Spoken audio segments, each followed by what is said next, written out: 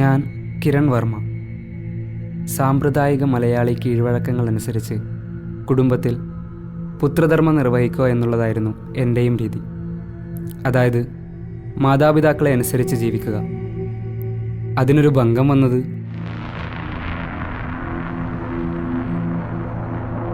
ഇവളെക്കുറിച്ചുള്ള എല്ലാ ഓർമ്മകളും ഞാൻ മായ്ച്ചു കളഞ്ഞു. പക്ഷേ ഈ ചിത്രം ഇത് മാത്രം ഞാൻ നശിപ്പിച്ചില്ല. ഇത് കാണുമ്പോൾ വാശിയോ പ്രചോദനമോ എന്തെന്നറിയില്ല, ജീവിക്കാനുള്ളൊരു ഊർജം കിട്ടുന്നു. ഒരിക്കൽ ജീവിതത്തിൻ്റെ താളം അവളായിരുന്നു. ആ താളം തെറ്റിയപ്പോൾ നിനക്ക് ചായ വല്ലതും വേണോ? വേണ്ടച്ചാ, ഇപ്പം തന്നെ ഒന്ന് കുടിച്ചല്ലേ ഉള്ളൂ.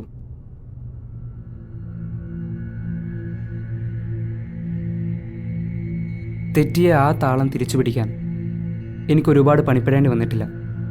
കാരണം ഞാനെന്ന സത്യം എൻ്റെ ജീവിതത്തിലൂടെയാണ്, അല്ല ജീവനത്തിലൂടെയാണ് തെളിയിക്കേണ്ടത്. അതിജീവനത്തിന് ആത്മാർത്ഥതയുടെ അലങ്കാരമുണ്ട്. എന്നോടുള്ള അച്ഛൻ്റെ ഓരോ ചോദ്യങ്ങളും ഓരോ കരുതലാണ്. അച്ഛൻ വെറുതെ ഭയപ്പെടുകയാണ്, ചിന്തിച്ച് കൂട്ടുകയാണ്. ഞാൻ ഉറങ്ങുമ്പോൾ, വ്യായാമം ചെയ്യുമ്പോൾ, ധ്യാനിക്കുമ്പോൾ കണ്ണുകൾ എന്നെ പിന്തുടരുന്നു. ഒരിക്കൽ മാനസികാസ്വാസ്ഥ്യം പ്രകടിപ്പിച്ച ഒരാൾ ജീവിതകാലം മുഴുവൻ ഇങ്ങനെയായിരിക്കണം എന്ന ചിന്ത സമൂഹത്തിൽ മാത്രമല്ല കുടുംബത്തിലുമുണ്ട്. സ്വാമി, പേരെനിക്കറിയില്ല. അദ്ദേഹം ഒരുപാട് മന്ത്രങ്ങൾ ഉരുവിട്ടു. എന്നിലില്ലാത്ത എന്നെ ഇറക്കിവിടാൻ തത്രപ്പെടുകയായിരുന്നു.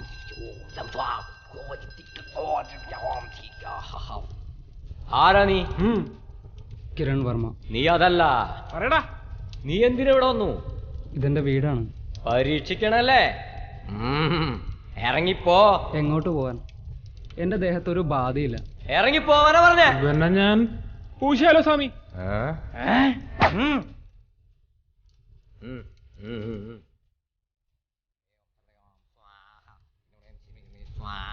സ്വാഹ.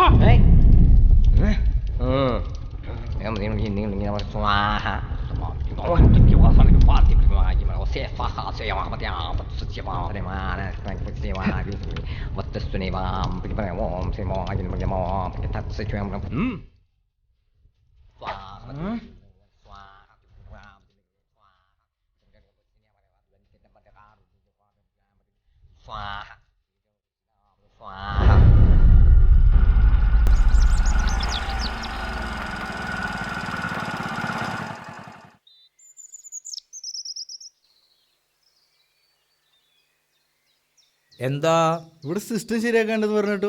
സിസ്റ്റോ? ഇവിടെ സിസ്റ്റം ഒന്നും ആക്കാല്ല. അച്ഛാ, ആള് ഞാൻ വിളിച്ചിട്ട് വന്നതാ. ചേട്ടാ, അച്ഛൻ അങ്ങനെയൊക്കെ പറയും. ചേട്ടൻ വാ. ആയിക്കോട്ടെ.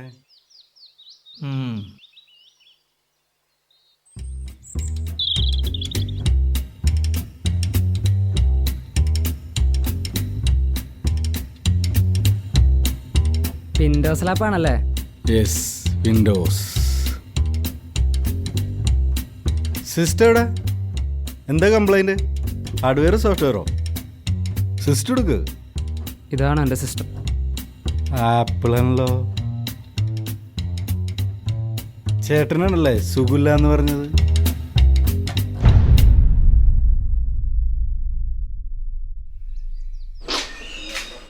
എങ്ങോട്ടാണാവോ? ഞാനൊന്ന് പുറത്തിറങ്ങിയിട്ട് വരാം. നീ എങ്ങോട്ടും പോവില്ല. കേറിപ്പോകത്ത്. അച്ഛൻ എന്നെ തടയാൻ നിൽക്കണ്ട. കേറിപ്പോടാ. അച്ഛാ, അച്ഛനെ ധിക്കരിച്ചു എന്നുള്ളൊരു ചീത്തപ്പേര് എനിക്ക് ഉണ്ടാക്കാൻ നിൽക്കണ്ട. നിന്നോട് കേറിപ്പോകാനല്ലേ പറഞ്ഞേ? അച്ഛൻ എന്നെ തടയാൻ നിൽക്കണ്ട. കേറിപ്പോടാകത്ത്. എനിക്ക് എന്തായാലും പോണം. എടാ ഹരിയേ, നിന്റെ പൂജ കഴിഞ്ഞില്ലേ? ഒന്നും ഇങ്ങോട്ട് വാടാ. ഒന്ന് വേഗം ഇങ്ങോട്ട് വാ.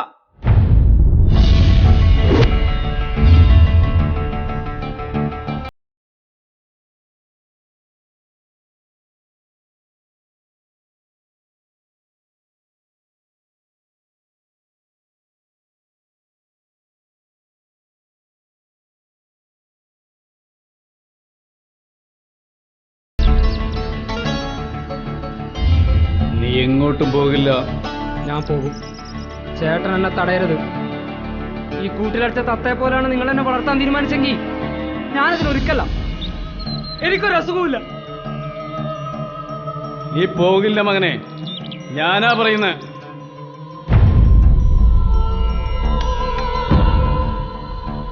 ബന്ധങ്ങളുടെ എല്ലാ ബന്ധനങ്ങളും പൊട്ടിച്ചെറിഞ്ഞാലേ സ്വാതന്ത്ര്യത്തിന്റെ രുചി അറിയാൻ കഴിയൂ. ആ അമ്മാവനോ? എങ്ങോട്ടാണാവോ? അങ്ങോട്ടേക്ക്. എങ്ങോട്ട്?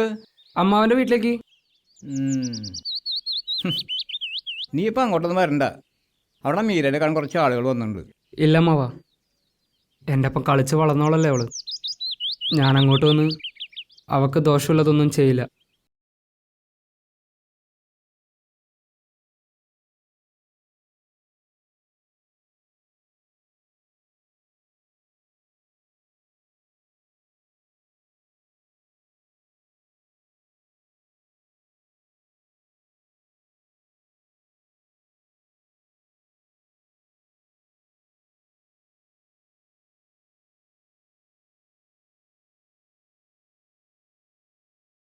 ഹായ്.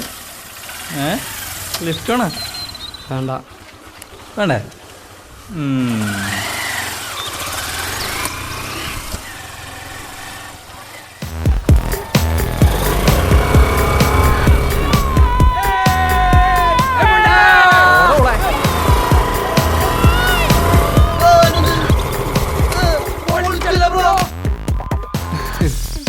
നമ്മണ്ട് ബ്രോ, ചങ്സ് ഉണ്ട്.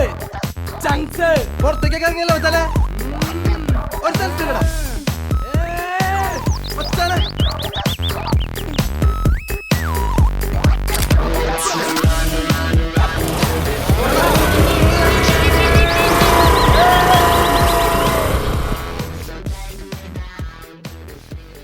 രക്തബന്ധങ്ങൾ പോലും നമ്മെ തിരിച്ചറിയാത്ത ഘട്ടത്തിൽ നമ്മെ ആശ്വസിപ്പിക്കുന്നതും അറിഞ്ഞു പ്രോത്സാഹിപ്പിക്കുന്നതും സുഹൃത്തുക്കളാണ്.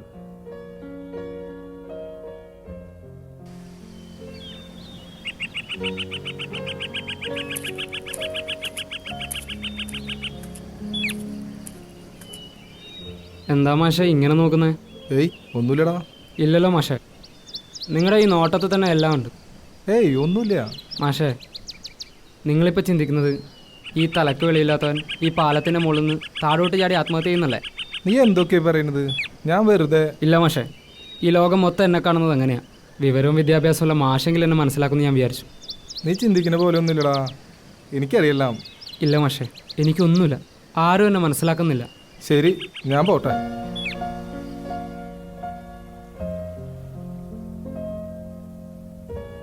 ഒറ്റപ്പെടുത്താൻ എന്താണ് കാര്യമെന്ന് എനിക്കറിയില്ല. മുന്നിൽ ഒരുപാട് വേലിക്കെട്ടുകൾ തീർക്കുന്നു. എനിക്ക് യാതൊരു കുഴപ്പവുമില്ലാന്ന് ഈ ലോകത്തോട് വിളിച്ചു പറയണമെന്നുണ്ട്. ഹരിയേട്ടനോട് ഞാൻ ചെയ്തത് തെറ്റാണോ?